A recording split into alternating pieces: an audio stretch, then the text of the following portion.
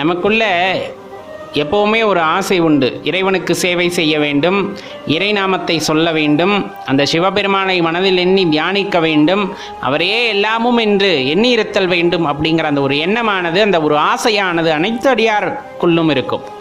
ஆனால் அது ஏன் அனைவருக்கும் வாய்க்கப் பெறுவதில்லை? இல்லை நம்ம முயற்சி செய்தாலுமே முழுமையானதாக அது ஆவதில்லையே, அது ஏன் அப்படிங்கிற கேள்வி எல்லாத்துக்குள்ளேயுமே இயல்பாக எழுந்து கொண்டு தான் இருக்கின்றது. நம்ம ஏற்கனவே சொன்ன மாதிரி நம்ம அறிவு அப்படிங்கிறது அது பெரும் சுடர். அந்த சுடரை மாயை என்னும் இருள் சூழ்ந்திருக்கிறது. அந்த இருளை விளக்கும் பொழுதுதான் உள்ளிருக்கக்கூடிய அந்த அறிவானது பிரகாசிப்பதை நம்மால் உணர்ந்து கொள்ள முடியும் அப்படிங்கிறத இயல்பாக நம்ம தெரிந்து கொள்ள வேண்டியது இருக்கின்றது. இந்த மாயை அப்படிங்கிறத என்ன சொல்கிறோம்? ஏன் இறைவனுக்கு நம்மால் சேவை செய்ய முடியல, அவருக்கு நம்மளால் பணிவிடை செய்ய முடியல அப்படின்னு பார்த்தோன்னா, இந்த உலகப்பற்று அப்படிங்கிறது எல்லாத்துக்குமே தடையா எடுக்கக்கூடியது அப்படிங்கிறத இந்த இடத்துல தெரிஞ்சுக்கணும். உலகப்பற்று அப்படின்னா பல்வேறு விஷயத்தை பற்றி சொல்லுவாங்க. எப்போ இந்த உலகத்தில் இருக்கின்ற ஒரு பொருளை என்னுடையது, எனக்கானது, நான் தான் இதற்கு காரணம் அப்படிங்கிற மாதிரியெல்லாம் நாம் நினைக்கின்றோமோ அதெல்லாம் இந்த உலகப்பற்றுக்குள்ளே வரக்கூடியது. நீ ஒரு பொருளின் மீது பற்று வைத்திருக்கின்றாய், அதீதமான பற்று, புறப்பொருளின் மீது அதீதமான பற்று வைத்திருக்கின்றாய் அப்படிங்கும் போது நம்ம மனம் எல்லாம் அங்கே தான், அதன் மீது தான் ஒரு நாட்டத்தில் இருக்குமே தவிர இறைபக்தியில் அது செல்லாது. யார் ஒருவருக்கு உலகப்பற்று அதிகமாக இருக்கின்றதோ அவரால் சிவபெருமானுக்கு பணிவிடை செய்ய முடியாது, அவருக்கு ஆராதனை செய்ய முடியாது, அவர் மீது தனது மனதை செலுத்த முடியாது, அவரே எல்லாம் என்று இருத்தல் முடியாது. அப்போ அவரை உணர வேண்டும், அவரை அறிந்து கொள்ள வேண்டும் அப்படின்னா இந்த உலகப்பற்றுகள்லேருந்து கொஞ்சம் கொஞ்சமாக வெளியே வரணும். கொஞ்சம் கொஞ்சமாக. நான் உடனே எல்லாத்தையும் பண்ணுறேன் அப்படின்னு பண்ணும்போது அது சில நேரங்களில் தவறாகத்தான் போகின்றது. அதனால் உணர்ந்து அந்த உலகப்பற்றுகளிலிருந்து விடுபட்டு வரும் பொழுது நாம் இறைவனுக்கு சேவை செய்ய முடியும், இறைவனை மனதால் தியானிக்க முடியும், இறைவனை உள்நிறுத்த முடியும், அவரை உணர முடியும், அவராகவே மாற முடியும் அப்படிங்கிறது தான் உண்மை. அப்போ இறைவனை உணர்தலுக்கு, இறைவனை அடைவதற்கு, இறைவனாக மாறுவதற்கு நமக்கு எது தடையாக இருக்குன்னா இந்த உலகப்பற்று அப்படின்னு சொல்லக்கூடியது. எல்லா பொருளின் மீதும் பற்று, கொஞ்சம் நஞ்சம் இல்லை. இந்த பணம் என்னுடையது, இந்த வீடு என்னுடையது, இந்த சொந்த பந்தம், இங்கே இருக்கிறது எல்லாமே என்னால் ஆனது, என்னால் தான் எல்லாம் நடக்குது, இப்படிங்கிறது எல்லாமே பற்றோட வெளிப்பாடு. அந்த இடத்துல ஏதாச்சும் பிரச்சனையாச்சுன்னா நம்மளால் இயல்பாக இருக்க முடியாது. எந்த ஒரு பொருளின் மீது பற்று வைத்திருக்கின்றீர்களோ அந்த பொருளிற்கு ஏதாவது பாதிப்பு அப்படின்னா நாமும் உடைஞ்சு போயிடுவோம். அதுதான் அங்கே உண்மை. அப்படிப்பட்ட மனதினால் இறைவனை சரணடைய முடியாது, இறைவனுக்கு சேவை செய்ய முடியாது, இறைவனை பூஜிக்க முடியாது. அப்போ இதையெல்லாம் தாண்டி நாம் இறைவனை அடைய வேண்டும், இறைவனை உணர வேண்டும், அவருக்கு சேவைகள் செய்ய வேண்டும், அவர்களுக்கு பணிவிடை செய்ய வேண்டும் அப்படின்னா அந்த பற்றுகளிலிருந்து படிப்படியாக வெளியே வந்துருங்க. அதுதான் முக்கியம். நான் தான் திரும்ப சொல்லிட்டேன், படிப்படியாக தான் வெளியே வர முடியும். எடுத்தேன் கவுத்தேன் நம்ம எது பண்ணாலும் தவறாகத்தான் போகும். அதனால தான் குருவோட வழிகாட்டுதலின்படி படிப்படியாக ஒவ்வொரு விஷயமாக விட்டு வெளியே வர வர சூரியன் உதிக்கிற மாதிரி கொஞ்சம் கொஞ்சமாக பிரகாசம் வரும். ஒரு கட்டத்தில் நல்ல பளீர்னு வெளிச்சம் இருக்கும். அதே போல் தான் உலகப்பற்றுகள்லேருந்து உங்களை கொஞ்சம் கொஞ்சமாக விடுபடுத்தி கொண்டு இறைவன் மீது அன்பு செலுத்தும் போது அவருக்கு சேவை செய்ய முடியும், அவரை தியானிக்க முடியும், அவரை உணர முடியும், அவராகவே நாம் மாற முடியும் அப்படிங்கிறது தான் உண்மை. கொஞ்சம் யோசிச்சு பாருங்களேன், அர்த்தமுள்ளதாக இருக்கும். இதெல்லாம் ஞானிகள் கூறியது, சித்தர்கள் வழிகாட்டிய விஷயங்கள் இவையாகும். இப்போ அதுக்குள்ளே ஆழ்ந்த கருத்து இருக்கத்தான் செய்யும். நாம் எண்ணி பார்த்து அதனுள்ளே உள்ள மூல கருத்தை உணர்ந்து கொண்டு நாம் ஏற்கனவே சொன்ன மாதிரி படிப்படியாக உலகப்பற்றுகளிலிருந்து வெளிவரும் பொழுது நம்மால் இறைவனை உணர முடியும், இறைவனுக்கான சேவையை செய்ய முடியும். அன்பர்களே, முயற்சி செய்து பாருங்கள், கட்டாயமாக நம்மால் முடியும். நான் சிவன் அருளை பெறுவதற்கு தகுதியானவனா அப்படின்ட்டு ஒரு கேள்வி எழுப்பப்பட்டிருந்தது. உண்மையாகவே என்னால் சிவன் அருளை பெற முடியுமா, சிவத்தை உணர முடியுமா அப்படிங்கிற மாதிரியான கேள்விகள் நிறைய எழுப்பப்பட்டிருந்தன. நன்கு தெரிந்து கொள்ள வேண்டும். பெரும்பாலும் வழிபாடு அப்படிங்கிறது உன்னதமாக செய்ய வேண்டும், அனைவருமே கூறுவது அதுதான். அது நம்ம எந்த இறைவனை வழிபட்டாலும் சரி ஈடுபாடுடன் முழு மனதுடன் செய்ய வேண்டும் அப்படிங்கிறத நம்ம பெரியவங்க நம்மளுக்கு அடிக்கடி சொல்லி வளர்த்துருக்காங்க. அதே போல தான் இப்போ நம்ம ஆன்மீகத்தில் நாட்டம் கொண்டு ஆன்மீகத்தில் செல்கின்றோம், இறைவனை உணர வேண்டும் என்று செல்கின்றோம் அப்படிங்கும் போது அதில் நாட்டத்தை அதிகரித்து கொள்ள வேண்டும் அப்படிங்கிறதுல எந்த மாற்று கருத்துமே இல்லை. உங்களுக்கு நல்லாவே தெரிஞ்சிருக்கும், எந்த ஒரு காரியத்தை நம்ம உறுதியாக நம்புகிறோமோ, அதாவது நம்ம மனசும் அது நடக்காதுன்னு சொல்லக்கூடாது, அந்த அளவுக்கு வந்துட்டு உறுதியான ஒரு நம்பிக்கையுடன் போராடும் பொழுது கட்டாயமாக அந்த விஷயமானது நடைபெறுகிறது. சொல்லப்போனால் மனுஷன் எந்த ஒரு விஷயத்துக்கு தன்னை தகுதியுடையவன் அப்படிங்கிறத ஆழமாக நம்புகிறானோ, அந்த நம்பப்படுகின்ற விஷயமானது அவனுக்கு அடைகின்றது அப்படிங்கிறது நிதர்சனமான உண்மை. ஒரு விஷயத்தை உங்கள் மனசு ஆழமாக நம்புதுன்னு வச்சுக்கோங்க. எனக்கு ஒரு 2 லட்ச ரூபாய் கடன் இருக்குது, இந்த 2 லட்சம் கடனும் விரைவில் அடைந்து விடும் அப்படிங்கிறத உங்கள் மனசு ரொம்ப ஆழமாக நம்புது. அப்படிங்கும் போது கண்டிப்பாக அதற்கான வழிகள் பிறக்கின்றது. இது நிதர்சனமான உண்மை. நம் வாழ்க்கை அப்படிங்கிறது நமது எண்ணங்களோட பிரதிபலிப்பாக தான் இன்றைக்கும் இருந்துக்கிட்டு இருக்கு. அதே தான் நம்ம இந்த இடத்துல குறிப்பிட்டு சொல்ல வேண்டியது இருக்குது. இறைவனின் ஆசி எனக்கு கிடைக்குமா? இறைவனின் அருளை பெற நான் தகுதியானவன் தானா? உண்மையாகவே இறைவனின் அருள் எனக்கு கிடைக்குமா அப்படிங்கிற சந்தேகத்தோடு என்றைக்குமே ஆன்மீக பாதையில் நடை போட முடியாது. அப்படியே நடை போட்டாலும் அது நிறைவேறாத காரியமாக ஆகின்றது. இறைவன் மீது முழு நம்பிக்கை வைக்க வேண்டும். இறைவனிடம் உங்களை முழுமையாக சரணடைய செய்துவிட வேண்டும். அப்போது தான் பார்த்தீங்க அப்படின்னா இந்த கேள்விக்கான விடை உங்களுக்கு இயல்பாகவே கிடைக்கப் பெறுகின்றது.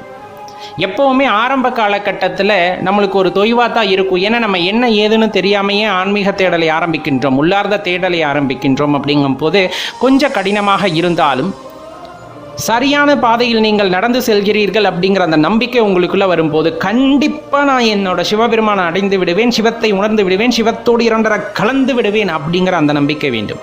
கலந்து விடுவேனா, பெற்று விடுவேனா அப்படிங்கிற சந்தேகத்தோடு போகக்கூடாது. கலந்து விடுவேன், பெற்று விடுவேன், நான் இறைவனுடன் 2 கலந்து விடுவேன் அப்படிங்கிற நம்பிக்கையில் சரியான பாதையை தேர்ந்தெடுத்து நாம் அதன் வழியாக அவரை அடைய முயற்சி செய்ய வேண்டும்.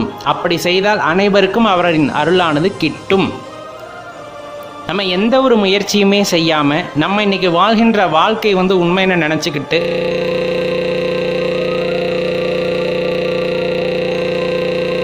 உண்மையான மனசோட உண்மையான அன்போடு நாம் செய்தோமா அப்படிங்கிறது அந்த இடத்துல ஒரு பெரிய கேள்வியாக இருக்கின்றது. அப்படி நாம் உண்மையான அன்போடு செய்திருக்கும் பட்சத்தில் கண்டிப்பாக அவருடைய கருணை கிடைக்கும். 63 நாயன்மார்களோட வரலாற்றை நீங்கள் படிக்கும்போது உங்களுக்கு தெளிவாக புரிஞ்சிருக்கும். எல்லோருமே தனக்காக இல்லை, எல்லாம் இறைவனுக்கு அப்படின்னு வாழ்ந்தவர்கள். தான் செய்கின்ற ஒவ்வொரு செயலும் இறைவனுக்கானது அப்படின்ட்டு நினைத்து வாழ்ந்தவர்கள். எந்த ஒரு எதிர்பார்ப்பும் அவர்களிடம் இருந்ததில்லை. நன்கு கவனித்து பாருங்கள். இதை செய்தால் எனக்கு இறைவன் இதை கொடுப்பார், இதை செய்தால் எனக்கு இறைவன் வரமளிப்பார், அந்த மாதிரி எந்த ஒரு எண்ணமும் அவர்களிடம் இல்லை. எதையும் எதிர்பார்க்காத மனது. எல்லாமே இறைவன் தான், எல்லாமே இறைவன் தான் அப்படிங்கிற அந்த ஆன்ம திருப்தியோட அடியார்களுக்கு உதவுதல், இன்னும் சொல்ல போனால் அடியார்களோட அந்த ஆடைகளை துவைத்து தருதல், தான் செய்கின்ற வேலையில் கிடைக்கின்ற முதல் பொருளை இறைவனுக்கு சமர்ப்பணம் செய்தல் எவ்வளவு பெரிய விஷயம். அன்னைக்கு எதுவுமே கிடைக்கல, ஒரே ஒரு மீன் தான் கிடைச்சது, அதையும் இறைவனுக்கு நான் சமர்ப்பணம் செய்கின்றேன் அப்படிங்கிற மாதிரியான மனசெல்லாம் எப்படி வரும்? எனக்கே சாப்பாடு இல்லை, நைட்டு பட்னியாக தான் படுத்து தூங்க போகிறேன் அப்படிங்கிற நிலைமை. இறைவன் மாறுவேடத்தில் கேட்குறாரு எனக்கு அமுது வேணும்னு.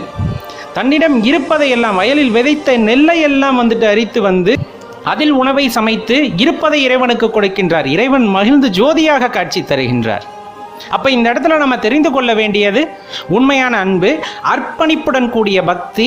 அதற்கான முயற்சிகளில் நாம் ஈடுபடும் போது கட்டாயமாக இறைவனின் அருள் கிடைக்கும். அதில் எந்த சந்தேகமும் நாம் கொள்ளக்கூடாது. நாம் கொள்கின்ற பக்தி மீது நாமே சந்தேகம் கொண்டால் எப்படி அந்த பக்தியானது உண்மையாக சிரத்தையானதாக இருக்கும்? கண்டிப்பாக எந்த இடத்திலையும் நாம் செய்கின்ற பக்தியின் மீது நமக்கு சந்தேகம் வரக்கூடாது. அது உண்மையானதாக இருக்க வேண்டும், அர்ப்பணிப்புடன் கூடியதாக இருக்க வேண்டும். அப்படி இருக்கும் பட்சத்தில் கண்டிப்பாக உங்கள் பக்தி மிக உயர்ந்ததாக இருக்கும். அப்போ நம்ம செய்ய வேண்டியதையெல்லாம் நம்மோட மனதை நிலைநிறுத்த வேண்டியது ஒரு இடத்தில் நிலைநிறுத்தணும். அது எந்த இடம்? சிவத்தின் மீது நிலைநிறுத்த வேண்டும். அவரே எல்லாம் என்று நினைத்து அவருக்காக என்ன செய்ய முடியும், அவருக்கு பணிவிடை செய்ய முடியுமா? தொடர்ந்து செய்யுங்கள். மனதில் எந்த சஞ்சலமும் படக்கூடாது. அவருக்கான பணிவிடைகளை தொடர்ந்து செய்து கொண்டிருக்கும் போது உங்களது பக்தியானது மெருகேறுகிறது. இயலாதவர்களுக்கு நாம் உதவி செய்யும் போது அந்த சிவத்திற்கே நான் செய்கின்றேன் என்ற அந்த அர்ப்பணிப்புடன் அந்த இயலாதவர்களுக்கு நாம் செய்கின்றோம் அப்படிங்கும் போது அந்த இடத்துல எந்த ஒரு மாறுபட்ட கருத்தும் உங்களுக்குள் வந்துடக்கூடாது. இதனால் நம்மளுக்கு பலன் கிடைக்குமோ கிடைக்காதோ அப்படிங்கிற எண்ணமே இல்லாமல் நான் செய்வது சிவத்திற்கு செய்கின்றேன், இயலாதவர்களுக்கு நாம் செய்து கொண்டிருக்கின்றோம் என்றால் அதுவும் சிவத்தை அடையும், அதுவும் சிவத்தின் அன்பு முழுமையாக கிடைக்கும். அப்ப எந்த ஒரு காரியத்தை செய்தாலும் முழு மனதுடன் அர்ப்பணிப்பு மனதுடன் நீங்கள் செய்யும் போது அவரின் பக்தி, அவரின் அன்பானது உங்களுக்கு கிடைக்கப் பெறுகின்றது. ஏதோ ஒரு ரூபத்தில் வந்துட்டு அவர் உங்களுக்கு அந்த அன்பை காட்டி விடுவார்.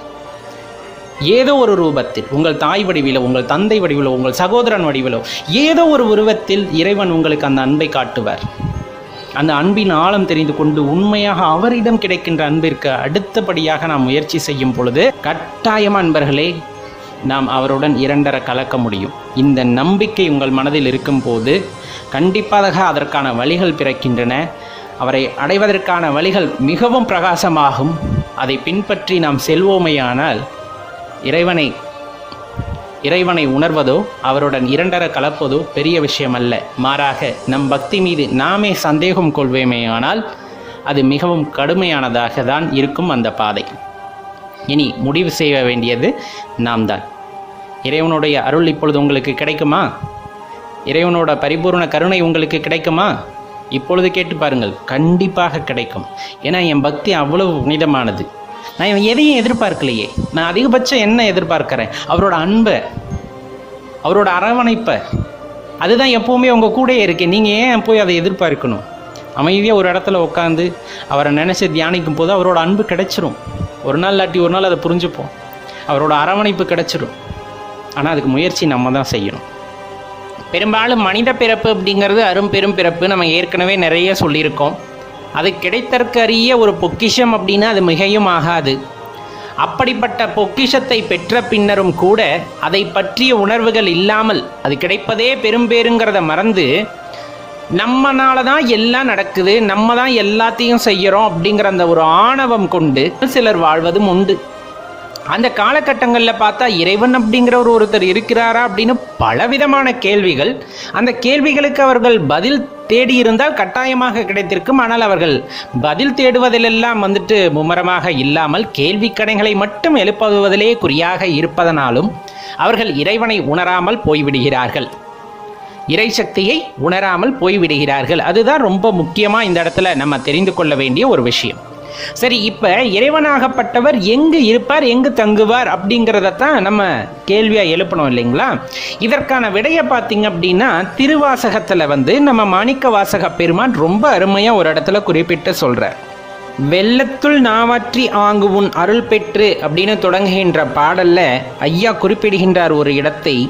விரும்பும் அடியார் உள்ளத்து உள்ளாய் மண்ணும் உத்தரகோ சமங்கைக்கு அரசே அப்படின்ட்டு குறிப்பிடுகின்றார். நல்லா தெரிஞ்சுக்குங்க.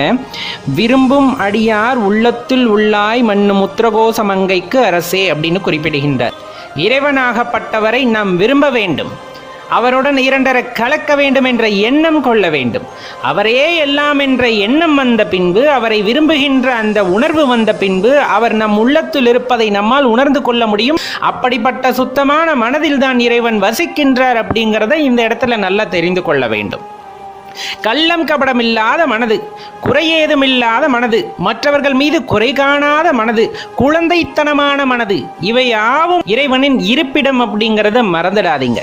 சில பேர் பார்க்கறதுக்கு குழந்தைத்தனமாக தெரிவாங்க, அவங்க எப்போவுமே இறைவனுடன் பேசி கொண்டிருக்கிறார்கள் அப்படிங்கிறது தான் அந்த இடத்துல நீங்கள் உணர்ந்து கொள்ள வேண்டியது. சிவனடியார்களும் சிவபக்தர்களும் எல்லாத்தையுமே இறைவன் பால் விட்டு விடுவதனால் அவர்களுக்கு இந்த உலக காரியங்கள் எதுவும் பெரிதாக தெரிவதில்லை. நன்மையோ தீமையோ எது நடப்பினும் அது சர்வேஸ்வரனுக்கே என்று சென்று விடுவதன் காரணமாக அவர்கள் அழுவதும் இல்லை, சிரிப்பதுமில்லை. மாறாக இறைவனை காணும் அந்த இன்பப் பேரில் மட்டுமே ஆனந்த கண்ணீரை வடிக்கிறார்கள் அப்படிங்கிறத நல்லா தெரிந்து கொள்ள வேண்டும். மாறாக துன்பம் வரும்போது அழுவதுமில்லை, இன்பம் வரும்போது சிரிப்பதுமில்லை, எதற்காகவும் அவர்கள் கலங்குவதுமில்லை அப்படிங்கிறத நம்ம தெரிந்து கொள்ள வேண்டிய விஷயம். அப்போ எந்த இடத்தில் இறைவன் தங்குகிறார் அப்படின்னா தூய்மையான அன்புடைய அடியார்கள் உள்ளத்தே, தன்னை விரும்புகின்ற அடியார்கள் உள்ளத்தே இறைவன் தங்குவார் அப்படிங்கிறது தான் உண்மையாக குறிப்பிடப்படுகிறது. நாம் வைக்கின்ற அன்பு, நாம் அவரின் மீது வைக்கின்ற விருப்பத்தின் காரணமாக அவராகவே நமது மனதுநிலை ஆட்கொள்கின்றார், நம்முள்ளே இருந்து நம்மை வழிநடத்துகிறார் அப்படிங்கிறத நல்லா உணர்ந்து கொள்ளுங்க நண்பர்களே. அப்போ நம்ம செய்ய வேண்டியது என்ன அப்படின்னா உண்மையான அன்பு செய்தல், அவரை விரும்புவது, அவருடன் இரண்டரை கலந்து விட வேண்டும் என்ற எண்ணத்தில் அவரை தேட ஆரம்பிப்பது, அதுதான் முக்கியம். இன்னும் சொல்ல போனால் ஆழமான தேடுதல் அப்படிங்கிறது வேணும், மேற்போக்கான தேடுதல் அல்ல. பல பேர் பலவிதமாக கூறினாலும் உங்களுக்குள் அந்த தேடுதல் சரியான திசையில் பயணிக்கும் போது உண்மையான அந்த சிவத்தை உங்களால் உணர முடியும். அது வேறு எங்கும் இல்லை என்பதையும் உங்களால் உணர்ந்து கொள்ள முடியும். ஆக இறைவன் தங்குமிடம் சுத்தமான இடம், அதிசுத்தமான இடம். அந்த ரகசியத்தை உணர்ந்து கொண்டால், இறைவன் இருப்பிடத்தை உணர்ந்து கொண்டால், அதைவிட பேரானந்தம் வேறென்ன இருக்க முடியும்? யோசித்து பாருங்கள். கட்டாயமாக நண்பர்களே, அனைவருக்கும் அந்த பேரு இறைவனின் அருளால் கிடைக்கட்டும். நாமும் வேண்டிக் கொள்வோம்.